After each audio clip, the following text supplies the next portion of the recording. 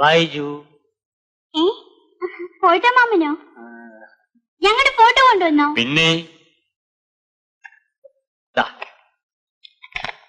നോക്ക്. മോനെന്താ ചിരിക്കുന്നേ? ബിന്ദു നാണിച്ചിരിക്കുന്നു. മോൻ ധരിച്ചിരിക്കുന്നോണ്ടാ അവൾക്ക് നാണം. മോന്റെ അമ്മ എവിടെ? അമ്മേ, ഫോട്ടോ മാമ വന്നിരിക്കുന്നു. മാമ, ഞാൻ ഈ ഫോട്ടോ ദേവകി ഒന്ന് കാണിക്കട്ടെ? ആരാ ദേവകി? ഞങ്ങളുടെ വേലക്കാരി. അവള് പറഞ്ഞു ബിന്ദു എന്നെക്കാളും വലുതാണ്. ഏയ് ചുമ്മാ. ബിന്ദു മോന്റെ തോളൊപ്പമേ ഉള്ളു. കൊണ്ടുപോയി കാണിക്കേ.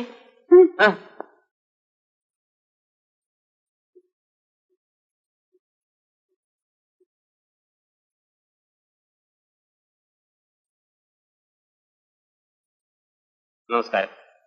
നമസ്കാരം. അന്നേരത്തെ ഫോട്ടോ കൊണ്ടുവന്നതാ. ആരുടെയെങ്കിലും കൈ കൊടുത്തയച്ചാൽ മതിയായിരുന്നല്ലോ. ഫോട്ടോ മാത്രം ഞാൻ മറ്റാരുടെയും കയ്യിൽ കൊടുത്തയക്കാറില്ല. അതാണ് എന്റെ ബിസിനസ് മര്യാദ. ഈ ഫോട്ടോ ഞാൻ നന്നായിട്ടില്ല. കൽപ്പന, നന്നായ ഫോട്ടോ വേറെ ഉണ്ട്. ഈ ഫോട്ടോയിൽ മോന്റെ അച്ഛൻ നന്നായിരിക്കുന്നു. എന്റെ പുറകുവശത്ത് എന്താ ഒരു കറുപ്പ് പോലെ?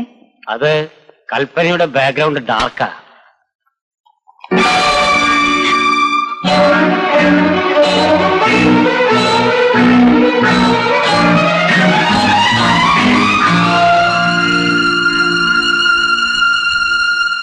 ഞാൻ ഉദ്ദേശിച്ച ഫോട്ടോ ആണ് നിങ്ങൾ ഇപ്പോൾ കാണുന്നതെന്ന് തോന്നുന്നു. അതിൽ നിങ്ങൾ നന്നായിട്ടില്ലേ?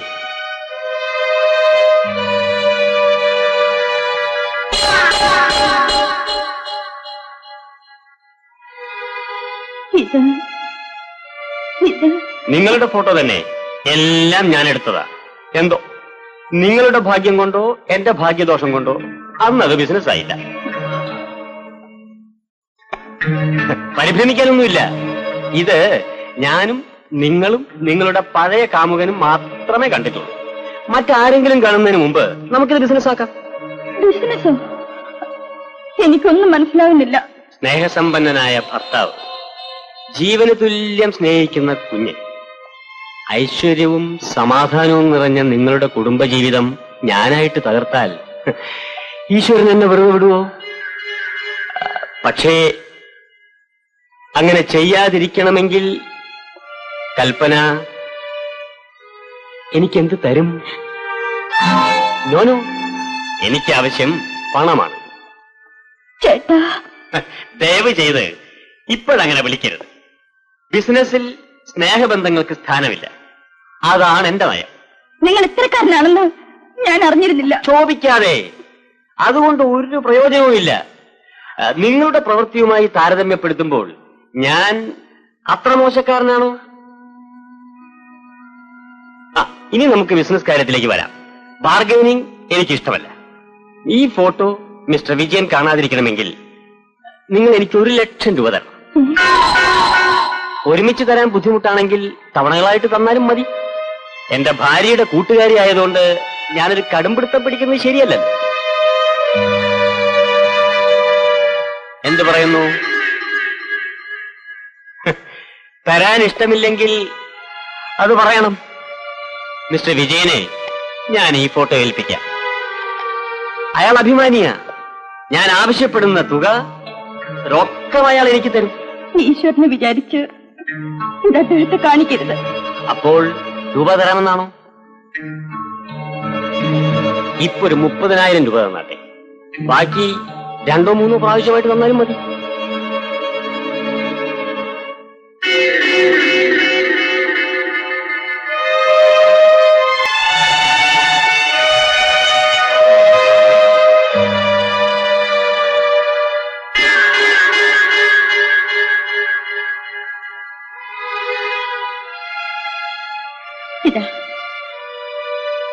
30,000 രൂപയുണ്ട്.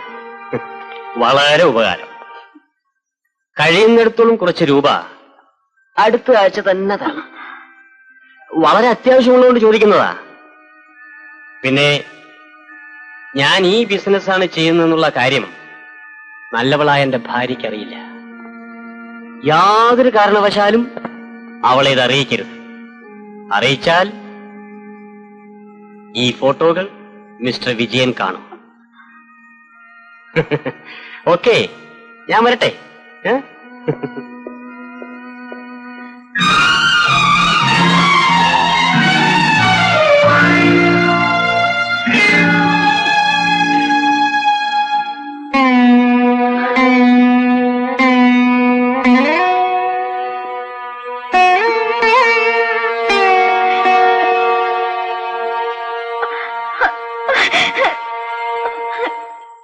നോക്കുമ്പോളെ കണ്ടോ? എന്തിനാ ഇതൊക്കെ ഇപ്പൊ വാങ്ങിക്കൊണ്ട് വന്നത്? എന്റെ മോൾക്ക് കളിക്കാൻ. നിങ്ങൾ ഈ പെണ്ണിനെ കൊഞ്ചിച്ച് കൊഞ്ചിച്ച് ചീത്തയാക്കും. കൊഞ്ചിക്കാൻ എനിക്ക് അവൾ ഒന്നല്ലേ ഉള്ളൂ. ഒരു മോനെ കൂടെ താ. കുഞ്ഞിരിക്കുന്നു.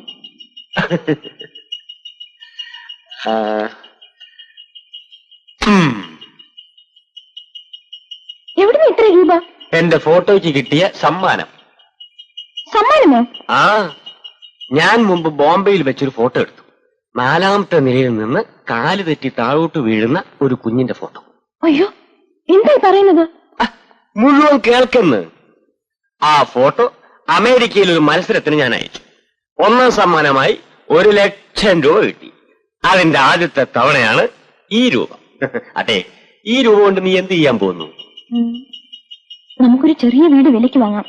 ബാക്കി രൂപ കൂടെ കിട്ടട്ടെ. നമുക്ക് നല്ലൊരു വീട് വാങ്ങണം.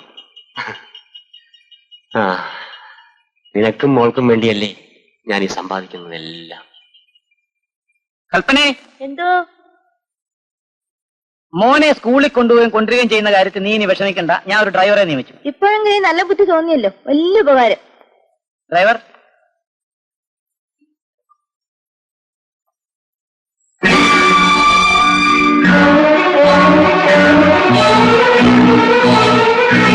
ഇതാണ് പുതിയ ഡ്രൈവർ ബാബു. ഇതെന്റെ ഭാര്യ.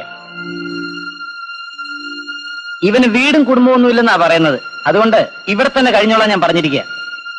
നിങ്ങൾ ആ കാർ എടുത്ത് ഷെഡിലേക്ക് ഇട്ടേക്ക്.